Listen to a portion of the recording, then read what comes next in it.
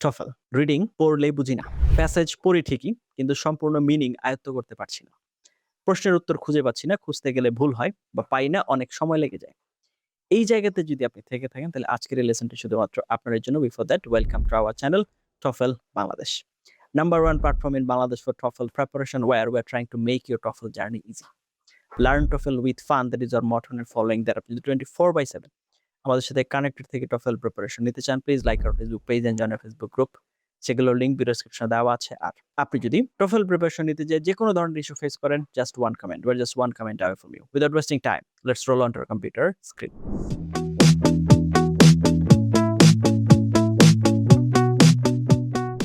তো চলে আসলাম আমরা কম্পিউটার স্ক্রিনে।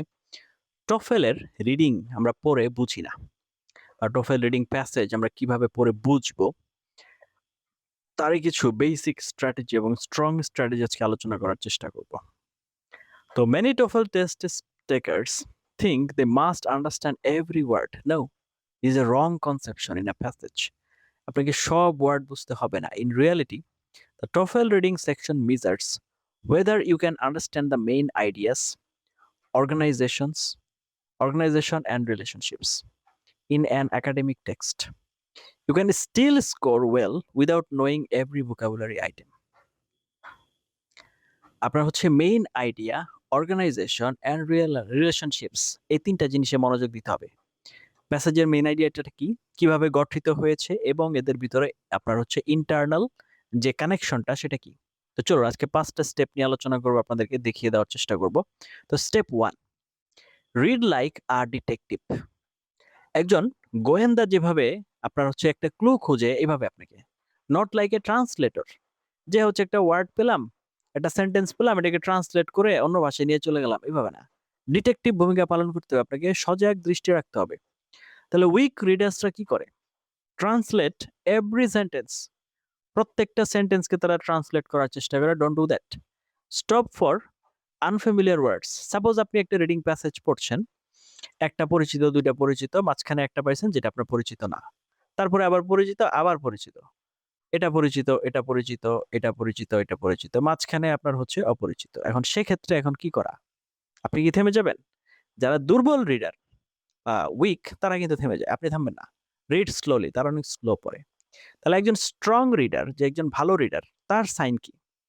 Focus on the author's message. ওই যে একটু আগে শিখিয়ে আসলাম আপনাদেরকে মেইন আইডিয়াটা কি, এটা হচ্ছে সবার আগের মানে মানে কনসার্নের বিষয়। অথর কি বোঝাতে চেয়েছে, কোন বিষয় বোঝাতে চেয়েছে। ইগনোর আনইম্পর্টেন্ট আননোন ওয়ার্ডস। কিছু ওয়ার্ড আছে যেগুলো আমরা আলাদা করে আইডেন্টিফাই করতে পারি, যেটা আসলে তেমন দরকার নেই, নো নিড, এটা না হলেও চলবে, সমস্যা নেই।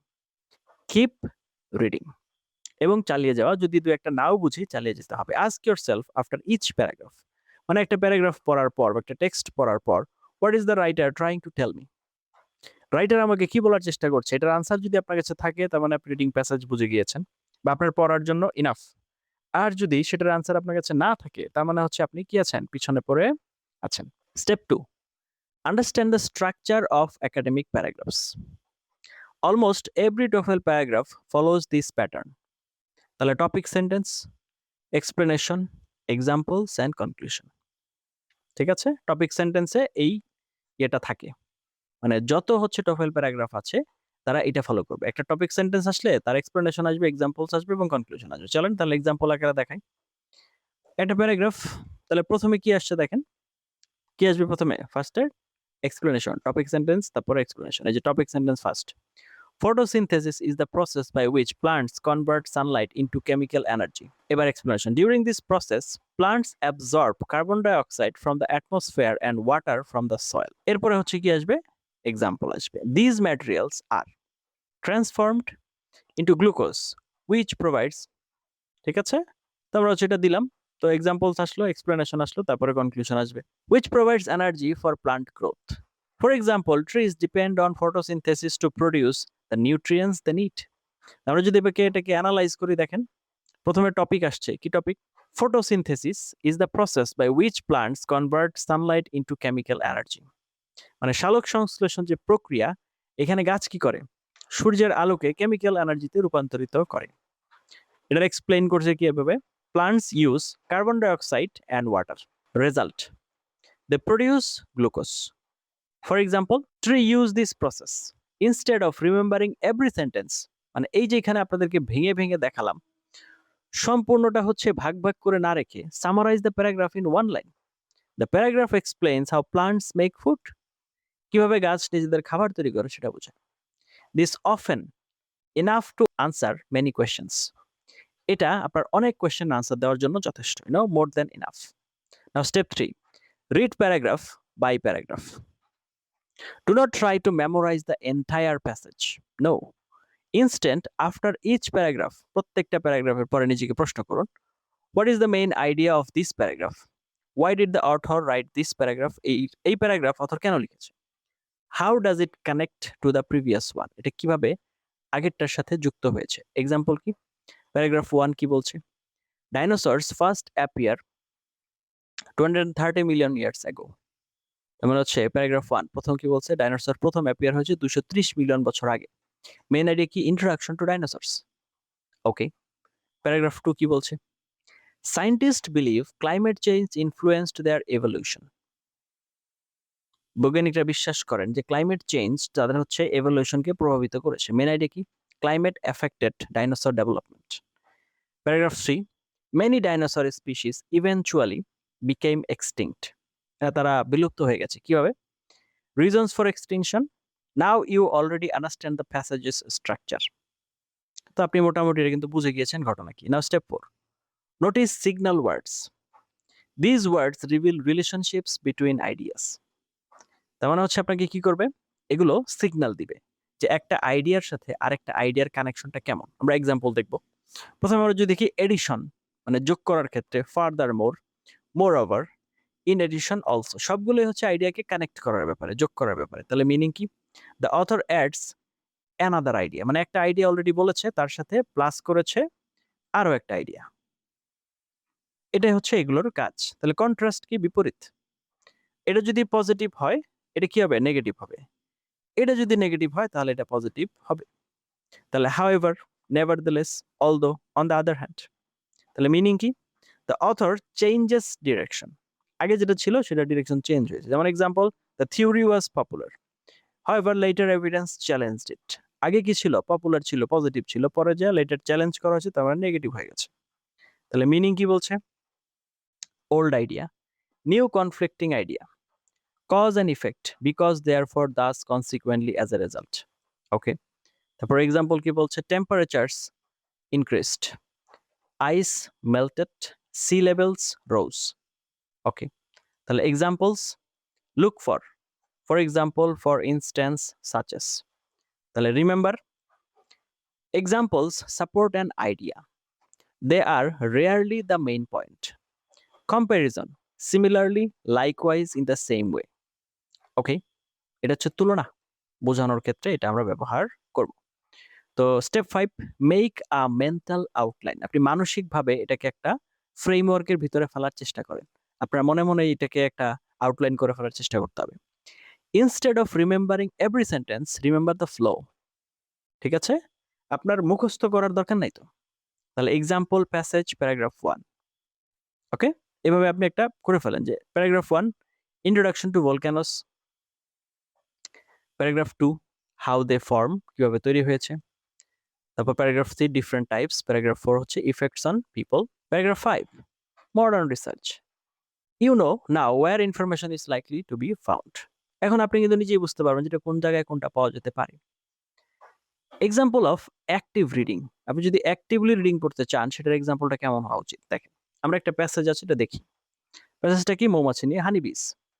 হানিবিস play a crucial role in pollinating flowering plants, মানে হচ্ছে পরাগায়নের ক্ষেত্রে খুব গুরুত্বপূর্ণ ভূমিকা পালন করে থাকে কে? মৌমাছি।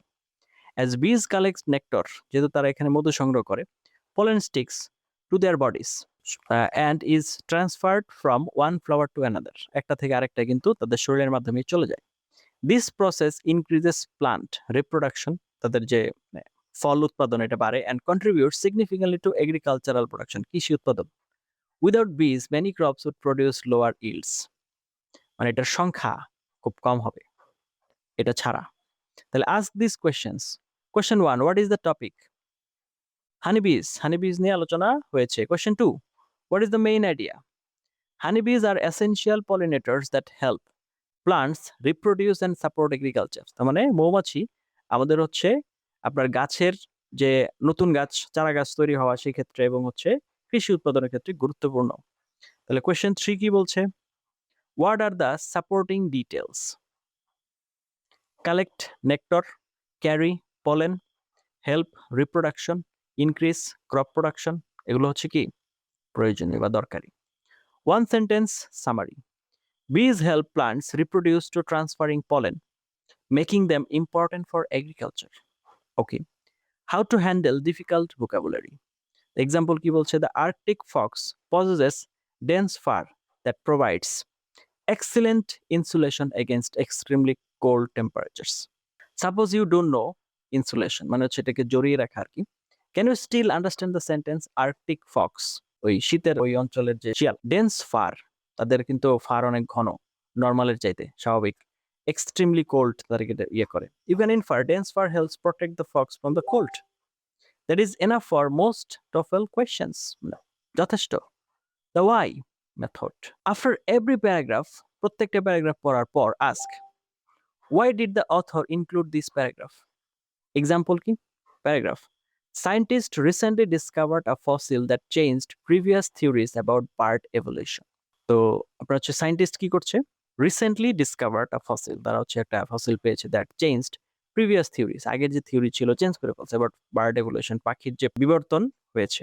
Ask why, answer is to introduce new scientific evidence, নতুন একটা সায়েন্টিফিক এভিডেন্স আসছে। তাহলে common TOEFL question types reading এর ক্ষেত্রে কি কি আসে? মেইন আইডিয়া চাই, overall message of the passage or paragraph, detail চাই, locate the specific sentence rather than relying on memory, inference ধারণা করা, what the author suggests but does not state directly, সরাসরি বলবে না, vocabulary, use surrounding context to infer meaning, purpose, why the author included a sentence or example, summary, the central ideas not minor details.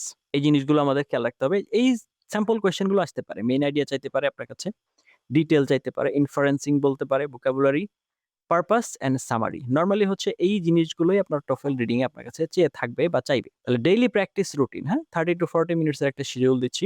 Read one academic article, সেটা science হোক, history হোক, psychology হোক, environment হোক, এগুলো থেকে যে কোনো একটা 10 থেকে 15 মিনিট প্রতিদিন একটা করে পড়ার চেষ্টা করবেন। Write one sentence summary for each paragraph, প্রত্যেকটা প্যারাগ্রাফ, মানে এই যে একটা আর্টিকেল পড়লেন, যতগুলো প্যারাগ্রাফ আছে প্রত্যেকটার এক লাইন করে সামারি লেখার চেষ্টা করবেন। Circle signal words, however, therefore, for example, etc, এগুলো আর কি। Identify the author's purpose for each paragraph, প্রত্যেকটা প্যারাগ্রাফ পড়ে অথর কেন এই লাইনটা আলোচনায় এনেছে সেটা লেখার চেষ্টা করবেন। After 8 to 10 TOEFL style questions about the passage, 8 থেকে 10টা প্রশ্ন সলভ করার চেষ্টা করতে হবে। লাস্টলি আমি যেটা বলবো, রিড ফর আইডিয়াস, মেইন আইডিয়ার জন্য পড়ো, নট ইন্ডিভিজুয়াল ওয়ার্ডস, ইন্ডিভিজুয়াল ওয়ার্ডের জন্য না। Identify the topic sentence in each paragraph, use transition words to follow the author's logic, summarise each paragraph in one sentence before moving on.